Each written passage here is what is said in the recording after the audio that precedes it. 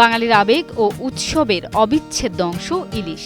বিশেষ করে দুর্গাপূজায় ভারতের পশ্চিমবঙ্গের বাঙালিদের পাতে বাংলাদেশের ইলিশ যোগ করে নতুন মাত্রা। এ কারণে প্রতি বছর পুজোর আগে বিশেষ অনুমতিতে ইলিশ রপ্তানির ব্যবস্থা করে বাংলাদেশ সরকার। আসন্ন দুর্গাপূজা উপলক্ষে প্রতি বছরের মতো এবারও ভারতে ইলিশ রপ্তানির অনুমতি দিয়েছে বাংলাদেশ সরকার।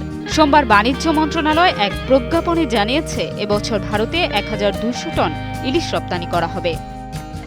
প্রজ্ঞাপনে বলা হয়েছে, রপ্তানির জন্য আগ্রহী প্রতিষ্ঠানগুলোকে আগামী 11 সেপ্টেম্বর অফিস চলাকালে হার্ড কপিতে আবেদন করতে হবে। আবেদনপত্রের সঙ্গে হালনাগাদ ট্রেড লাইসেন্স, ইআরসি, আয়কর সার্টিফিকেট, ভ্যাট সার্টিফিকেট, বিক্রয় চুক্তিপত্র এবং মৎস্য অধিদপ্তরের লাইসেন্স সহ প্রয়োজনীয় সব কাগজপত্র জমা দিতে হবে।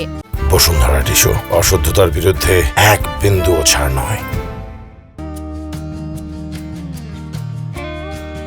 সরকার প্রতি কেজি ইলিশের ন্যূনতম রপ্তানি মূল্য নির্ধারণ করেছে $12.5 মার্কিন। এছাড়া অনুমোদিত প্রতিষ্ঠান ছাড়া অন্য কারো মাধ্যমে বা সাব কন্ট্রাক্টে রপ্তানি করা যাবে না। নির্ধারিত কোটা অতিক্রম করাও নিষিদ্ধ। প্রয়োজনে সরকার যে কোনো সময় রপ্তানি বন্ধ করতে পারবে বলেও প্রজ্ঞাপনে উল্লেখ করা হয়েছে।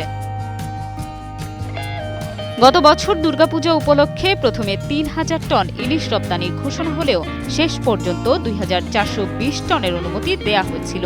সেখানে এবার প্রায় অর্ধেক ইলিশ রপ্তানির অনুমতি দেওয়া হলো। গতবার 49টি প্রতিষ্ঠানকে রপ্তানির অনুমতি দেওয়া হয়েছিল। বাংলাদেশ থেকে রপ্তানি হওয়া ইলিশ পশ্চিমবঙ্গে ব্যাপক জনপ্রিয়। সেখানে পদ্মার সুস্বাদু রূপালী ইলিশের স্বাদে বাঙালির উৎসব আরও মুখরিত হয়ে ওঠে। পপি অধিকারী, কালের কণ্ঠ।